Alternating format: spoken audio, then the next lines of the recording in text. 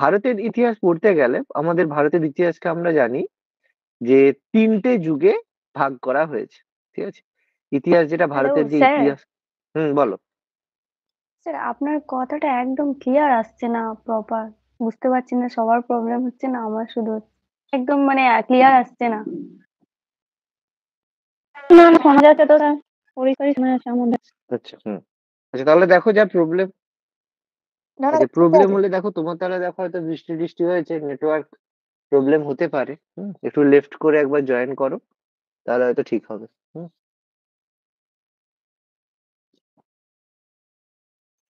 আচ্ছা, বাকিদের কাছে পুরোটা ক্লিয়ার তো অডিও? হ্যাঁ আচ্ছা, স্যার। ওকে। তো ভারতের যে ইতিহাস, সেটাকে আমরা কি করি, যে ইতিহাস বলো বা যে কোনো ইতিহাসকে আমরা জেনারেলি ৩টে ভাগে ভাগ করে থাকি। ৩টে ভাগে আমরা ভাগ করে থাকি। একটা হচ্ছে কি আমাদের প্রাচীন যুগের ইতিহাস, মানে প্রাচীন যুগের ইতিহাস সম্পর্কে প্রথমে আমরা ডিসকাশন করব। এবার প্রাচীন যুগ বলতে আমরা কোন সময়টাকে বলছি? প্রাচীন যুগ বলতে আমরা প্রথমে একটু আলোচনা করব প্রাগ ঐতিহাসিক যুগ সম্পর্কে। প্রাগ ঐতিহাসিক যুগ মানে যে যখন পৃথিবীতে কোনো মানুষ ছিল না, মানুষ না থাকার পরে কিভাবে ধীরে ধীরে মানুষের উদ্ভব হলো, ঠিক আছে, সেগুলো সম্পর্কে। এবার আমরা তো অত কিছু ডিসকাস করব না, আমরা একদম প্রপারলি ডিসকাস করব কিগুলো সম্পর্কে, যে আপনাদের যে বিভিন্ন প্রস্তর যুগ হয়েছিল, সেই প্রস্তর যুগগুলো সম্পর্কে আলোচনা করব। প্রস্তর কথার অর্থ হচ্ছে পাথর। তো প্রস্তর যুগ মানে মানুষ প্রথম পাথরের ব্যবহার করেছিল, সেই থেকে প্রস্তর যুগ হচ্ছে আমরা বলবো। প্রস্তর যুগ সম্পর্কে আমরা একটু পড়বো, প্যালিওলিথিক, মেসোলিথিক, নিওলিথিক, এইগুলো সম্পর্কে ডিসকাস। এর প্রস্তর যুগের পরে আমরা আলোচনা করব মানে ভারতের সবচেয়ে প্রথম যে সবচেয়ে প্রাচীন সভ্যতা হিসাবে, সেটা হচ্ছে হরপ্পা সভ্যতা, বা যেটাকে আমরা বলবো কি সিন্ধু সভ্যতা।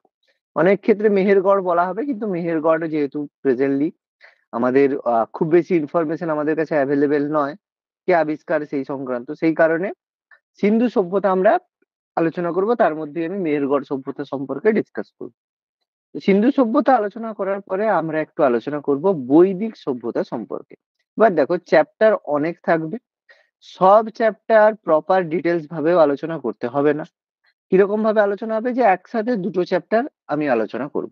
সেটা আমি নিউ ব্যাচে আলোচনা করব, তার কারণ যে আমি যদি সব চ্যাপ্টার আলাদা আলাদা ভাবে পড়াতে শুরু করি, তাহলে কিন্তু পুরো সিলেবাস শেষ করতে ১.৫ বছর লাগবে। ঠিক আছে? তো সেই কারণে সব চ্যাপ্টারকে প্রপার ডিটেলসে পড়ার প্রয়োজন হয় না, বা এত ডিটেলস লাগবে না। আমি নোটস দিয়ে দেবো, পিডিএফ দিয়ে দেবো, এবং তার মধ্যে কি কি পড়তে হবে সেগুলো সম্পর্কে আমি ডিসকাস করে দেবো।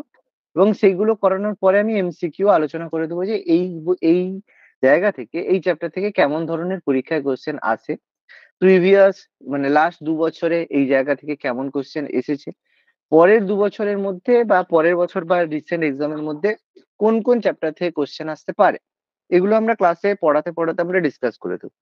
কিন্তু আগের বছর সিন্ধু সভ্যতা থেকে বেশ খুব ভালো কোশ্চেন আসতো, কিন্তু লাস্ট বছর থেকে ২০২৩ থেকে আমরা দেখেছি যে সিন্ধু সভ্যতা থেকে কোনো কোশ্চেনে আসছে না। ওকে। তো যাই হোক, সেগুলো হয়। তো এখন কোন জায়গা থেকে কোশ্চেন আসছে, এর পরে কোন জায়গা থেকে কোশ্চেন আসতে পারে, এগুলো আমাদের কিন্তু একটু প্ল্যান্ড ওয়াইজ পড়তে হবে, যেগুলো আমরা প্রপার ভাবে ডিসকাশন করবো। ওকে।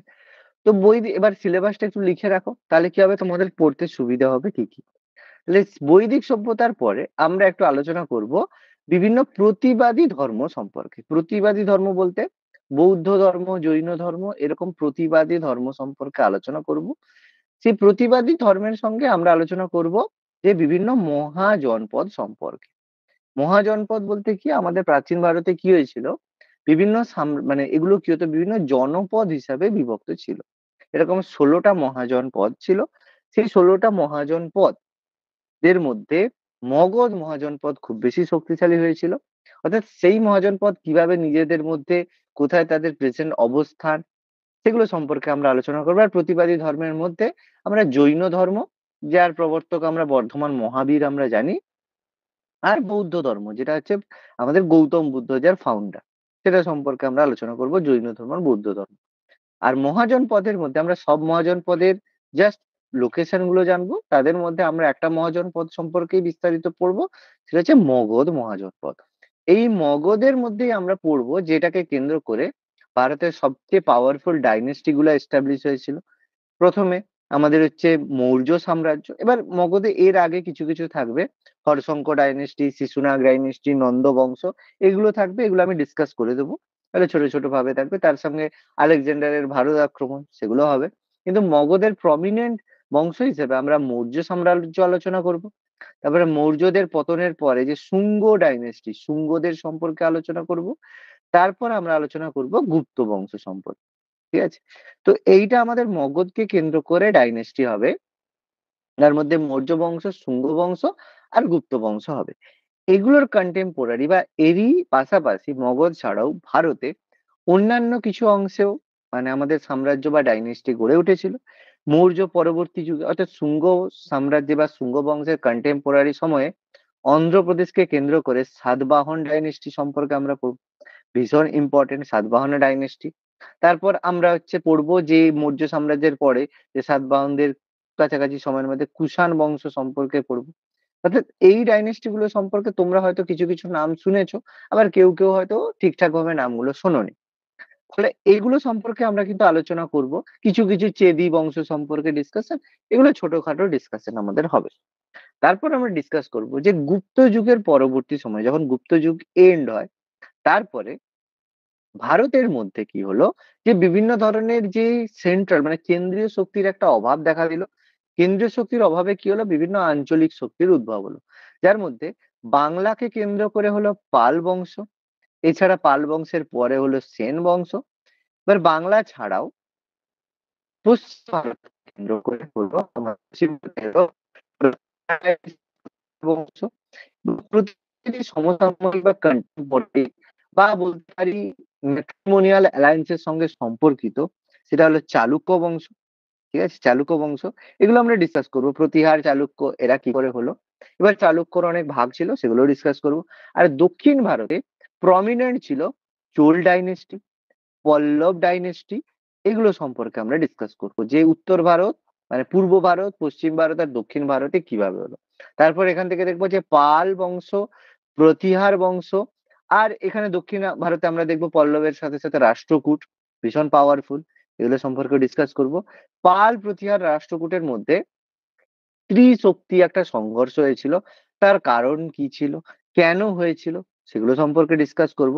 আর এগুলোরই কাছাকাছি সময়ের মধ্যে আমরা মাঝে একটু বর্ধন সম্পর্কে, যে হর্ষবর্ধন কেন এত পাওয়ারফুল ছিল বা কেন এত ফেমাস ছিল, সেগুলো সম্পর্কে আমরা ডিসকাস করবো। হর্ষবর্ধনের আমাদের ইন্ডিয়ান হিস্ট্রিতে কত বড় মানে অবদান রয়েছে, সেগুলো সম্পর্কে। আমাদের আজকে এডুকেশন সিস্টেম এতটা ডেভেলপ হওয়ার পেছনে হর্ষবর্ধন কেন গুরুত্বপূর্ণ ছিল, তার বানানো যে নালন্দা বিশ্ববিদ্যালয়ের কে উন্নতির জন্য হর্ষবর্ধনের যে পদক্ষেপ, সেগুলো সম্পর্কে ডিসকাস করবো। যদিও নালন্দা বিশ্ববিদ্যালয়ের প্রথম কুমারগুপ্ত বানিয়েছিল, কিন্তু হর্ষবর্ধন যে খুব ডেডিকেটেড একজন রাজা ছিল, সেগুলো সম্পর্কে আমরা ডিসকাস করব।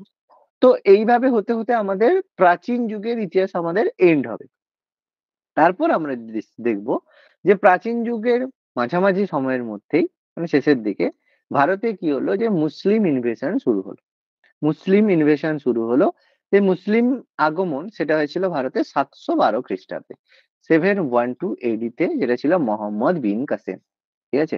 712 খ্রিস্টাব্দে মোহাম্মদ বিন কাসেম প্রথম ভারত আক্রমণ করলো, এবং ভারতের মধ্যে প্রথম সিন্ধ প্রদেশ ছিল, ঠিক আছে, সিন্ধু প্রদেশ ছিল, সেখানে প্রথমবার তিনি অ্যাটাক করেছিল।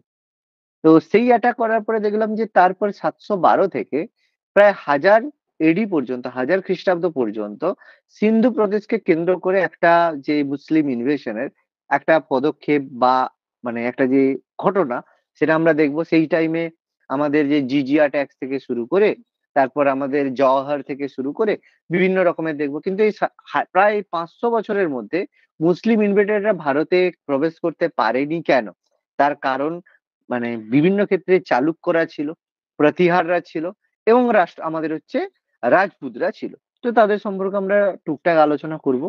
কিন্তু যখন এরপর 1000 খ্রিস্টাব্দে আমরা দেখেছি ভারতে এন্টার করেছে মাহমুদ, ঠিক আছে, যাকে আমরা শিকার করে থাকি, মাহমুদের ভারত আক্রমণ।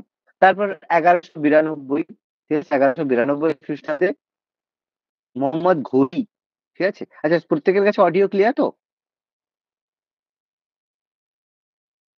কেটে প্রত্যেকে যাচ্ছে ঠিকঠাক মাঝে শুনতে মাঝে। পাচ্ছে? স্যার মাঝে মাঝে কেটে কেটে কেটে যাচ্ছে। আসছে স্যার, মাঝে মাঝে কেটে কেটে আসছে। প্রত্যেকেরই কি মাঝে মাঝে কেটে যাচ্ছে? মাঝে মাঝেই কেটে হ্যাঁ স্যার। যাচ্ছে। হ্যাঁ স্যার, কেটে যাচ্ছে মাঝে মাঝে। আচ্ছা, খুব বেশি কাটছে না খুব লাইট কাটছে? মাঝে মধ্যেই হচ্ছে স্যার, স্যার কথা বলতে মাঝে বলতে। মাঝে একটা দুটো কথা ভালোই বলতে কেটে বলতে যাচ্ছে, হালকা মানে একটা দুটো বার শোনা যাচ্ছে। আচ্ছা, ওকে। আচ্ছা, ঠিক আছে। তো 1192 খ্রিস্টাব্দে মোহাম্মদ ঘুরির ভারত আক্রমণ এবং তার সাথে আমরা দেখলাম যে পৃথ্বীরাজ চৌহানকে পরাজিত করার পরে ভারতে এলো কি মিডিয়েভেল এম্পায়ারের মধ্যে দিল্লি সালতানাত, যেটাকে আমরা দিল্লি সুলতানি বলে থাকি।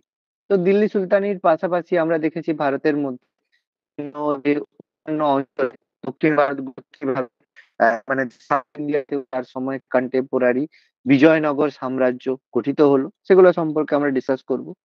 তারপরে আমরা দেখবো বিজয়নগরের সমসাময়িক বাহমনি সাম্রাজ্য, সেগুলো ডিসকাস করব। তারপরে আমরা দেখবো ভারতে 1526-এ এন্টার করবে কে বাবর। বাবর আসার পর ভারতে এলো মুঘল সাম্রাজ্য। তো এইভাবে আমরা ধীরে ধীরে আলোচনা করব যে আমাদের হিস্ট্রি কোন দিকে এগোচ্ছে। ঠিক আছে, প্রথমে প্রাচীন যুগ থেকে আমরা ধীরে ধীরে আলোচনা করব মধ্যযুগ সম্পর্কে। মধ্যযুগের মধ্যে মুসলিম ইনভেশনটাই আমাদের করতে হয়।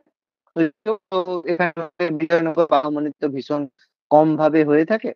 তো আমাদের রিসেন্ট সিলেবাসের মধ্যে এবার আমি দেখছি যে তোমাদের সিলেবাসের মধ্যে এবার আইসিএসসি সিলেবাসটা, নতুন বইটা এখন আমার হাতে পৌঁছয়নি, আমার 1-2 দিনের মধ্যে নতুন বইটা আমি পেয়ে যাব। কারণ বইটা এখন আমি দেখিনি, তো প্রবাবলি হয়তো বইয়ের মধ্যে অনেক পরিবর্তন এসেছে আইসিএসসি বা সিবিএসসি সিলেবাসের মধ্যে। সেটা আমি বইটা দেখার পরে বুঝতে পারবো যে যদি ফোকাস দেখি অন্যরকম একটু গিয়েছে, তাহলে আমি কিন্তু একটু অন্যরকম ভালোভাবে তোমাদেরকে পড়াবো, যে বিজয়নগর বাহমনি যদি এগুলো দিয়ে, কারণ ডিপেন্ড করছে দেখো বুকস এর উপরে। স্কুল বুক গুলো যদি আইসিএসসি বা সিবিএসসি পরিবর্তন করে, ঠিক আছে, তো যাই হোক সেটা আমি সেটা দেখে সেটার দায়িত্ব আমার। হুম। আচ্ছা আচ্ছা, এবার দেখা যাচ্ছে ওদিকে ক্লিয়ার? হ্যাঁ স্যার। আচ্ছা, হ্যাঁ স্যার, প্রবলেম দেখা হলে একটু যাচ্ছে। বলবে, হ্যাঁ, যদি অডিও কেটে যায় বা ভিডিও একটু জানাবে, হ্যাঁ। স্যার আমি তবে একটু তো লেটে যেটা বলছি, আচ্ছা ঠিক আছে। তো 1192 খ্রিস্টাব্দে আমরা দেখলাম যে মোহাম্মদ মানে ঘুরির অ্যাটাকের পরে আমরা দেখলাম পৃথ্বীরাজ চৌহান পরাজিত হয় এবং তারপর আমাদের ভারতের দিল্লি সালতানাত সূচনা হয়। তারপর আমরা তারই কন্টেম্পোরারি টাইমের মধ্যে দেখব বিজয়নগর সাম্রাজ্য, বাহমনি সাম্রাজ্য সম্পর্কে ডিসকাস করব। তারপর দিল্লি সালতানাতের পতনের পরে আমাদের মুঘল সাম্রাজ্য ভারতে এসে থাকে। ঠিক আছে, এরপর আমরা শুরু করব আমাদের যে তারপরে থাকবে আমাদের আধুনিক যুগ সম্পর্কে, এটাকে মডার্ন হিস্ট্রি আমরা বলে থাকি। এবার এখানে টোটালের মধ্যে আমাদের আধুনিক যুগের ইতিহাস কিন্তু সবচেয়ে বেশি গুরুত্বপূর্ণ। তো মিডিয়েভেলের মধ্যে আমরা মোটামুটি এগুলো সম্পর্কে ডিসকাস করব। প্রথমে দিল্লি সুলতানি, তারপর বিজয়নগর বাহমনি, মুঘল সাম্রাজ্য, আর কিছুটা আমরা আলোচনা করব ভক্তিবাদ সুফিবাদ সম্পর্কে, যে ভক্তিবাদী মুভমেন্ট বা সুফিবাদী মুভমেন্ট এগুলো সম্পর্কে আমরা একটু আলোচনা করব। ভক্তিবাদ সুফিবাদ এগুলো সম্পর্কে ডিসকাশন করব। এবার আধুনিক যুগ আমাদের কাছে বেশি গুরুত্বপূর্ণ কেন? কারণ আধুনিক যুগের থেকে যদি ইতিহাস থেকে 10টা কোশ্চেন আসে, তার মধ্যে 8টা কোশ্চেন কিন্তু আধুনিক যুগ থেকে আসে, বা ধরো 7টা থেকে 8টা আধুনিক যুগ থেকে কোশ্চেন আসে। তার কারণ এখানে কিন্তু বেশি কোশ্চেন থ্রো করে। তো আধুনিক যুগের মধ্যে আমরা আলোচনা করব, আমরা আলোচনা করবো ভারতে ইউরোপীয়দের আগমন। এবার ইউরোপীয়দের আগমন বলতে কি, ভারতে যে ইউরোপীয়রা এসেছিল, প্রথমে এসেছিল কারা? পর্তুগিজরা। ঠিক আছে, এবার আমাদের ছোটবেলা থেকে আমরা ইতিহাস পড়ে এসেছি কি, যে ব্রিটিশরা আমাদের ভারতে এসে এই করে দিয়েছে ওই করে দিয়েছে, এই ব্যাপার সেই ব্যাপার। কিন্তু যদি একটু হিস্ট্রি ভালো করে দেখি, ভারতীয়দের সবচেয়ে ক্ষতি করার পেছনে যদি কোনো কেউ থাকে সেটা হচ্ছে পর্তুগিজরা। ইংরেজদের থেকে অনেক খারাপ আমাদের ভারতের ক্ষতি করেছে ইউরোপীয়রা। কিভাবে?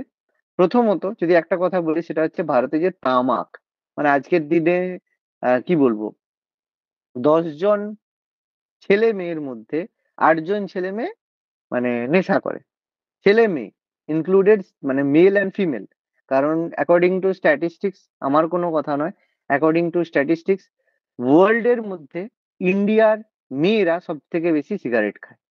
ঠিক আছে, তো সেই কারণে ব্যাপারটা কিন্তু শুধুমাত্র ছেলেদের সঙ্গে যুক্ত নয়, ব্যাপারটা মেয়েরাও ইনক্লুডেড হয়ে গেছে। ঠিক আছে? এটা অ্যাকর্ডিং টু গ্লোবাল ডেটা। এটা কোনো কারো বিজেপির ডেটা নয়। ঠিক আছে? কোনো ছেলের ডেটা নয়। এটা অ্যাকর্ডিং টু গ্লোবাল ডেটা। তো যাই হোক, সেই তামাকের প্রচলন ভারতে প্রথম পর্তুগিজরা করেছিল। তারপর যে প্রথম যে ভারতে হচ্ছে সতীদাহ প্রথা ব্যান, ঠিক আছে? সতীদাহ প্রথা বন্ধ ভারতে যদি কেউ করে থাকে সেটা পর্তুগিজরা করেছিল। বলেছে এটা তো খুব ভালো কথা। সতীদাহ প্রথা বন্ধ, এটা তো খুব ভালো কাজ করেছিল। এবার অ্যাকচুয়ালি সতীদাহ প্রথা কেন বন্ধ করেছিল? তার কারণ যারা সতী হয়নি তাদেরকে পর্তুগিজ গভর্নররা নিয়ে যেত সেক্স স্লেভ হিসেবে। ঠিক আছে? এবং সেই ট্রেন্ডটা ফলো করেছিল পরবর্তীকালে কে? আকবর। এবং মুঘল এম্পায়ারের মধ্যে মোহাম্মদ বিন তুঘলক ছাড়া আর অন্যান্য যে সমস্ত রাজারা ছিল তারা প্রত্যেকে এই কারণটা করেছিল। এইটা করেছিল, বিশেষ করে সতীদাহ প্রথা বন্ধ করেছিল, এর কারণ এটাই ছিল। ঠিক আছে? এর বাইরে আর কোনো কারণই কিন্তু ছিল না। তো যাই হোক, তো ভারতীয়দের ক্ষেত্রে পর্তুগিজরা কিন্তু সব থেকে বেশি ভারতের ক্ষতির পেছনে রয়েছে। পর্তুগিজদের পরে আমরা ধীরে ধীরে দেখেছি যারা হল্যান্ডের অধিবাসী, ডাচ, তারা এসেছিল, ইংরেজরা এসেছিল, ফরাসিরা এসেছিল, সেগুলো সম্পর্কে আমরা আলোচনা করব। তারপরে দেখলাম কিভাবে ইস্ট ইন্ডিয়া কোম্পানি আমাদের একটা বাণিজ্যিক শক্তি থেকে কিভাবে আমাদের রাজনৈতিক শক্তিতে পরিণত হয়ে ভারতকে দখল করলো। তারপরে দেখবো পুরো আমরা দেখবো কিভাবে ভারতের বিভিন্ন ইউরোপীয় শক্তিরা ভারতে ব্যবহার করলো। এর সাথে সাথে আমরা আলোচনা করব যে কিছু আঞ্চলিক শক্তিগুলো সম্পর্কে। আঞ্চলিক শক্তি বলতে কি, যে মুঘল এম্পায়ারের যখন দুর্বল হলো তারপর কিভাবে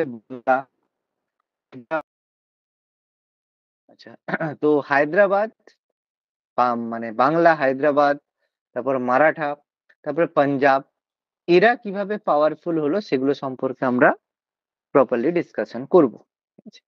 তো এরপর কি হলো যে আঞ্চলিক শক্তির পরে আমরা দেখব ভারতে ব্রিটিশরা আসার পরে বিভিন্ন ধরনের সমাজ সংস্কার আন্দোলন শুরু হয়েছিল।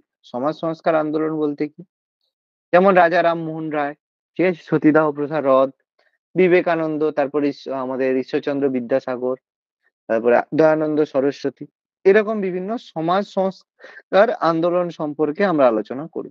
যে সেই সমাজ সংস্কার আন্দোলন কিভাবে ভারতে, মানে ভারতের জনগণকে প্রভাবিত করেছিল, সেগুলো সম্পর্কে আমরা আলোচনা করব। আচ্ছা, তারপরে আমরা আলোচনা করব কোন জিনিসটা নিয়ে আমরা আলোচনা করব এরপরে, ইন্ডিয়ান ন্যাশনাল কংগ্রেস সম্পর্কে, যেটাকে আমরা আইএনসি বলে থাকি। ইন্ডিয়ান ন্যাশনাল কংগ্রেস ফাউন্ডেশন কবে হয়েছিল বলতে পারবে? আইএনসি কবে গঠিত হয়েছিল? 1885। 1885, 1885 বোম্বের গোকুলদাস তেজপাল কলেজে। তো 1885 গঠন করার পরে কিভাবে ইন্ডিয়ান ন্যাশনাল কংগ্রেস ভারত থেকে স্বাধীনতা দেওয়ার নাম করে কিভাবে দেখলাম যে ভারতকে বোকা বানিয়েছে। মানে যাই হোক, এতদিন বানিয়ে এসছে, আজকে 2000 মানে 2024 এসে হয়তো কংগ্রেসের অস্তিত্বই হয়তো শেষ হবে, সেটা পরের কথা। কিন্তু কিভাবে দেখবো যে ইন্ডিয়ান ন্যাশনাল কংগ্রেস, যেটাকে আমরা এতদিন ভারতের সবচেয়ে জনপ্রিয় পলিটিক্যাল পার্টি বলেছি, তো সেটা কেন গঠিত হয়েছিল, তার গঠন করার পেছনে কি কি ষড়যন্ত্র কাজ করেছিল, ঠিক আছে, কিভাবে লোককে বোকা বানানো হয়েছিল এবং সেই বোকা বানানোটা কিভাবে এতদিন পর্যন্ত চলেছে, সেগুলো সব আইএনসি সম্পর্কে আমরা প্রপার আলোচনা করব।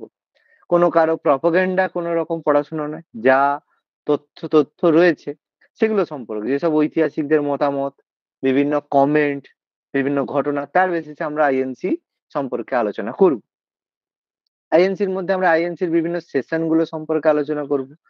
সেশন বলতে কি, যে বিভিন্ন হচ্ছে যে অধিবেশন হয় প্রতি বছর, যেমন শেষে আমরা কি করি, শীতকালে কি করি, ডিসেম্বর মাসে কি করি আমরা বলো? ডিসেম্বর মাসে হলে কি করি আমরা? একটা কথা ভাবি, কি ভাবি বলো তো? পিকনিক করতে পিকনিক। যাবো। একদম, আমরা পিকনিক। করতে যাই। সেরকম আইএনসি কি করতো, প্রত্যেক বছর ডিসেম্বরে পিকনিক করতে যেত। সেগুলোকে আমাদেরকে কি বোঝানো হয়েছে, যেন তারা সেশনে যেত, কিনা ভারতের উন্নতির জন্য যেত। কখনো বোম্বে, কখনো মাদ্রাজ, পিকনিক করতে তারা যেত। তো কোথায় কোথায় তারা গিয়েছিল ঘুরতে, তো সেগুলো আমাদেরকে পড়তে হবে। ঠিক আছে? তো যাই হোক, সে পড়তে হবে যখন, কোশ্চেন দিচ্ছে যখন, পড়তে হবে, কিছু করার নেই। তো আইএনসির এই সেশন গুলো আমরা জানবো। সেশনের মধ্যে গুরুত্বপূর্ণ কিছু সেশন ঘটনা রয়েছে, সেগুলো সম্পর্কে জানবো। 1907 সুরাট স্প্লিট তার মধ্যে অন্যতম ছিল। 1916 তারপর লখনৌ প্যাক্ট, সেটা একটা গুরুত্বপূর্ণ ছিল। তারপর তারপরে বেলেগাঁও অধিবেশন গুরুত্বপূর্ণ ছিল। তারপর এই ধরনের 1929 1929 এর সেশন, যেটা লাহোরে হয়েছিল, সেটা গুরুত্বপূর্ণ ছিল। তো এই সেশন গুলোর মধ্যে গুরুত্বপূর্ণ সেশন গুলো আমরা ডিসকাশন করব। এরপর আমরা দেখবো যে এই সেশনের কংগ্রেসের মাঝখানে আমাদের এন্টার করবে আমাদের গান্ধীজি, মহাত্মা গান্ধী।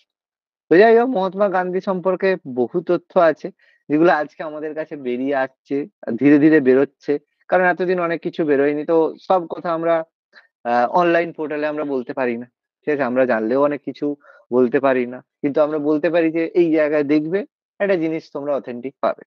তো যাই হোক, গান্ধীজির ক্যারেক্টারের বহু ব্যাপার স্যাপার আজকাল মানে এখন রিভিল হচ্ছে বা হয়, সেগুলো নিয়ে আমি খুব বেশি আর বলছি না। তো আমরা এখানে পড়বো গান্ধী এরা সম্পর্কে। তো গান্ধী এরার মধ্যে আমরা দেখবো যে মহাত্মা গান্ধী আসার পরে তিনটে, প্রথমে যে আমাদের চম্পারণ সত্যাগ্রহ, তারপরে আহমেদাবাদ সত্যাগ্রহ, তারপরে খেদা সত্যাগ্রহ, যেই তিনটা সত্যাগ্রহ তাকে পপুলার বানিয়েছিল।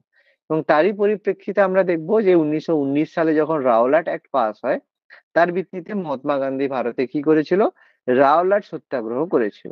এবং সেই রাওলাট সত্যাগ্রহ চলতে চলতেই যখন খিলাফত মুভমেন্ট, খিলাফত আন্দোলন শুরু হলো। সেই খিলাফত আন্দোলনটা কি, সেটা আমি তখন ডিসকাস করবো যে প্রথম বিশ্বযুদ্ধের সময় তুরস্ক যেহেতু রাশিয়া আমাদের মানে ব্রিটিশদের এগেনস্টে যুদ্ধ করেছিল, সে কারণে তুরস্ককে কি করা হয়েছিল, ভেঙে দেওয়া হয়েছিল এবং খলিফা পদটাকে অবলুপ্ত করা হয়েছিল। তো এই কারণে কি হয়, পুরো ভারতের যে মুসলিমরা তারাও আন্দোলন করতে শুরু করেছিল যে না, খলিফা আমাদের ধর্মগুরু হয়, তো তার অপমান মানে আমাদের অপমান। ঠিক আছে, তো যাই হোক, ব্যাপারটা কি জানো তো, মানে যাই হোক বলে কিছু লাভ নেই যে অ্যাকচুয়ালি খলিফা কে হয়। সেটাই আজকালকার দিনের ইন্ডিয়ান মুসলিমরা জানে না যে খলিফা অ্যাকচুয়াল কে। এটাই এটাই খুব ভুল ব্যাপার, যে তারা ভাবে খলিফা তাদের ধর্মীয় গুরু। অ্যাকচুয়ালি খলিফা কোনো ধর্মীয় গুরু নয়, সে একটা সৈনিক বলা হয়। যে এবার খলিফা বিভিন্ন জায়গার রাজাই খলিফা হয়। মিশরের রাজাও খলিফা হয়, তুরস্কের রাজাও খলিফা হয়।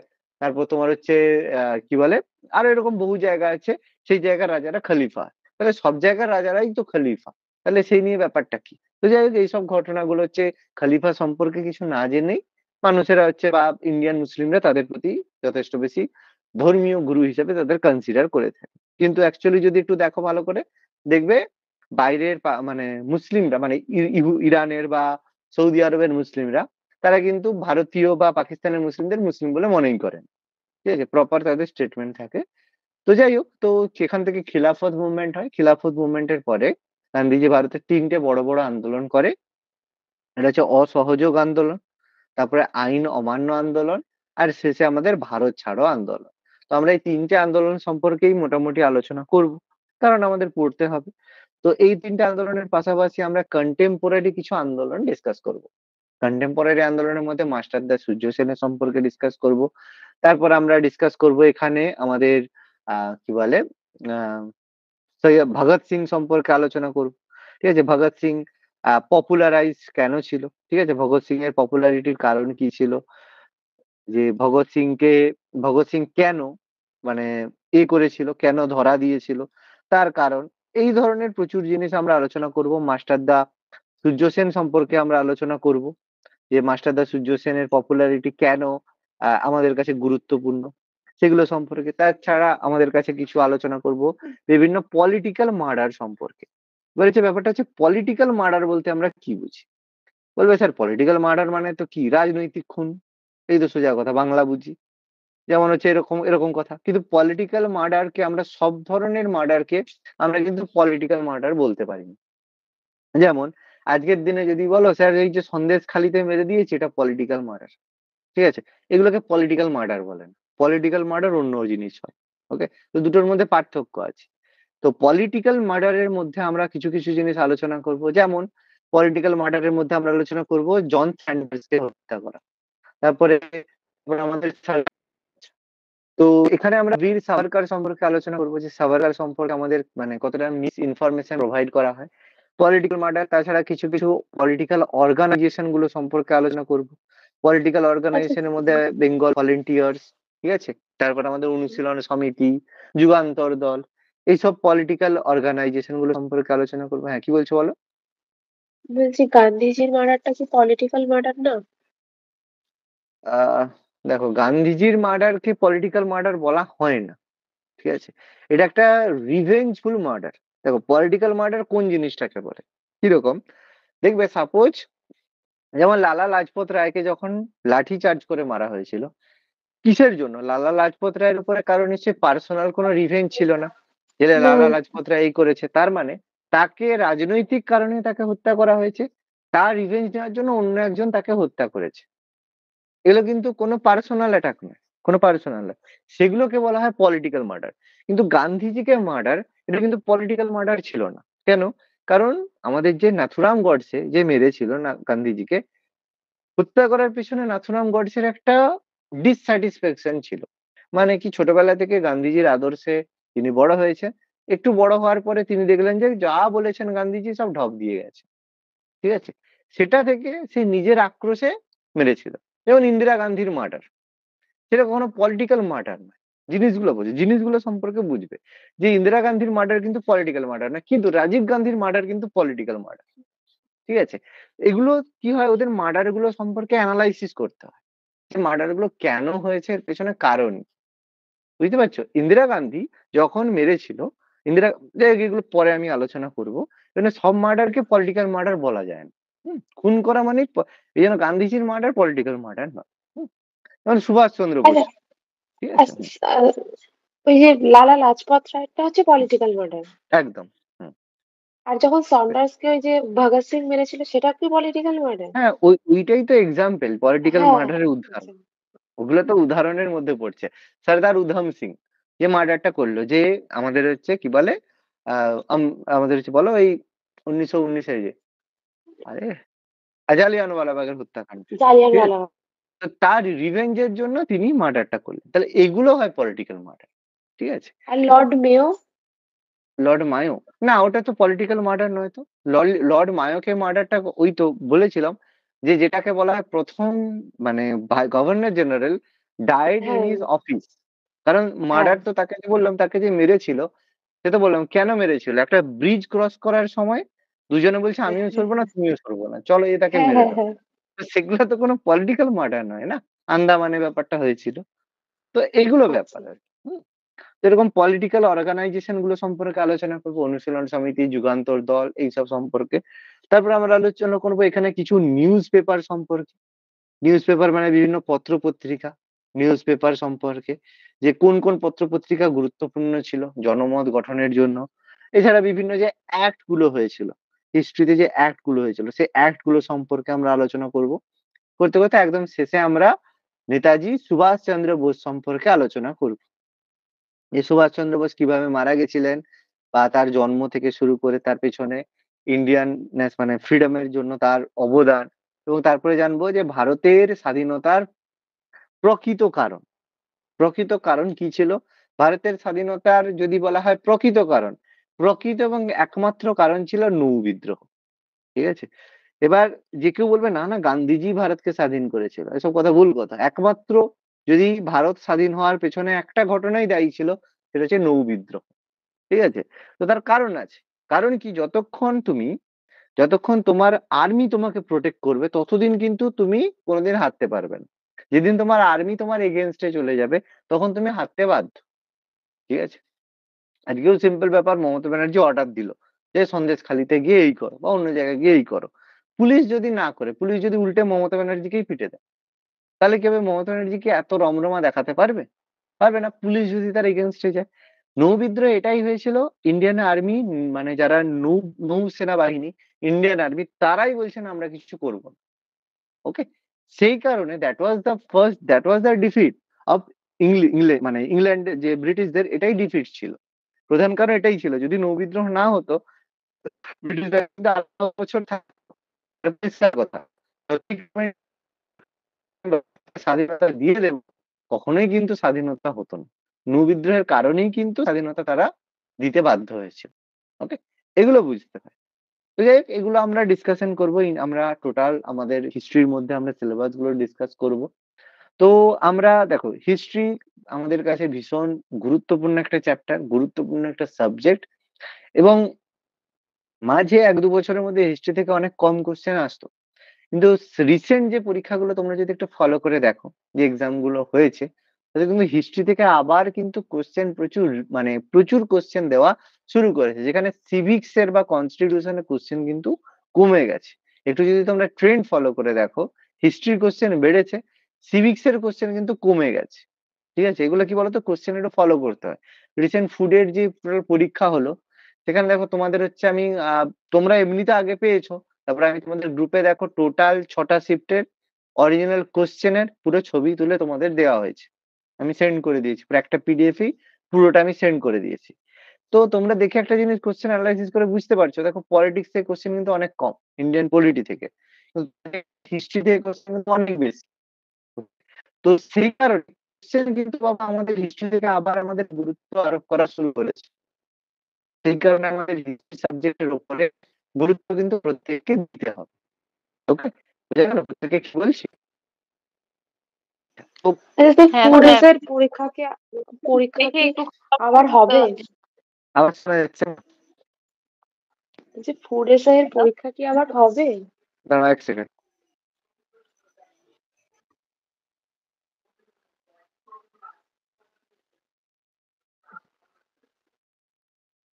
শোনা যাচ্ছে? হ্যাঁ, হ্যাঁ, হ্যাঁ। বলছি ফুড এসআই এর প্রশ্ন তো প্রচুর লিক হয়ে গেল, সবাই বলছে আবার নেওয়ার জন্য। বলো কি বলছো? ওসব আর কিছু হবে না। বলছি ফুড এসআই এর কোশ্চেন তো পুরো লিক হয়ে গেছিল, এক্সাম? আনসার। হ্যাঁ, হ্যাঁ, এক্সামের হ্যাঁ, আনসার তো লিক হয়ে গেছিল। তোমরা কি বলছো এক্সাম আবার হবে? অনেকে আবার বলছেন, তোমরা কি বলছো এক্সাম আবার হবে? হ্যাঁ, অনেকে বলছে, কিন্তু না, হবে হবে না, না হবে ওরকম না, কিছু। হবে না, হবে না, না। এক্সাম আবার হবে না, কখনোই হবে না। ঠিক আছে, এবার দেখো এটা নিয়ে হয়তো ঝুলবে, এটা বলতে পারি ঝুলবে, কিন্তু রি এক্সাম হবে না, এটা কখনোই রি এক্সাম করবে না। হ্যাঁ, এবার হ্যাঁ। এখানে একটা জিনিস করতে পারে, নর্মালাইজেশন করতে, হয়তো যদি মানে ইচ্ছে থাকে, সদ ইচ্ছা থাকে, তাহলে নর্মালাইজেশন করে দিতে পারে। ঠিক আছে, এবার কি করবে দেখো, বোঝাটা মুশকিল ব্যাপার, তবে ফুডের দিকে খুব বেশি নজর না রাখাই বেটার। সামনে মিসলেনিয়াস আছে, ক্লার্কশিপ আছে। দেখো ক্লার্কশিপের রিক্রুটমেন্ট কিন্তু ফেয়ার এনাফ হয়ে থাকে। মিসলেনিয়াস এক্সাম ফেয়ার হবে, সিলেকশন ফেয়ার হবে, এগুলোর দিকে ফোকাস কর।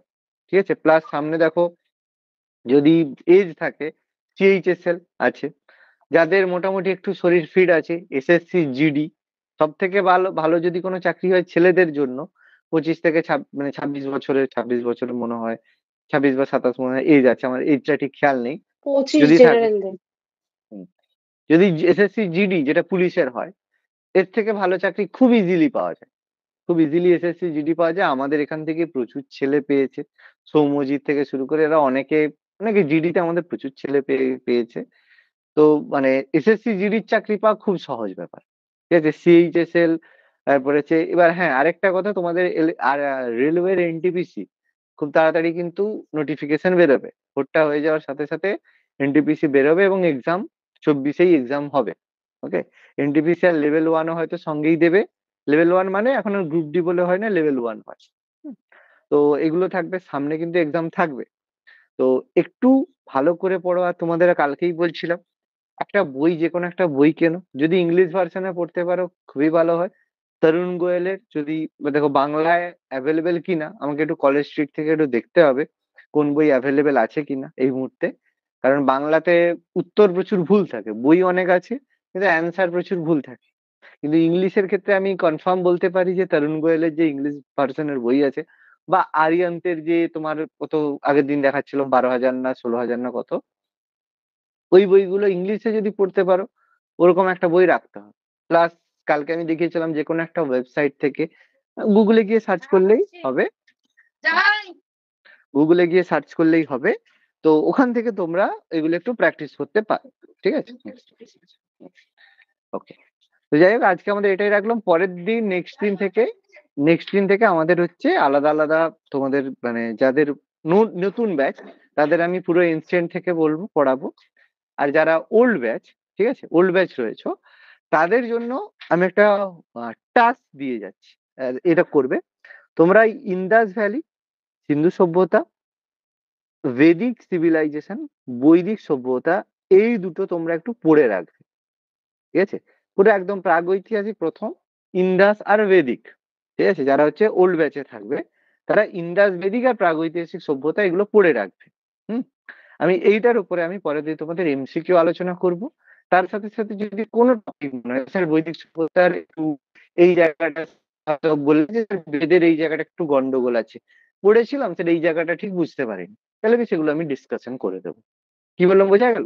যারা ওল্ড ব্যাচে আছো তারা এগুলো পড়বে, তাদের আমি ডিসকাশন করব, এমসিকিউ ডিসকাশন করব। আর যারা নিউ ব্যাচে তাদেরকে আমি ইন্দাস ভ্যালি আর এনসিয়েন্ট থেকে টোটাল পরের দিন পড়াবো। ক্লিয়ার আছে? পরের দিন দুটো আলাদা আলাদা ক্লাস হবে। ওকে?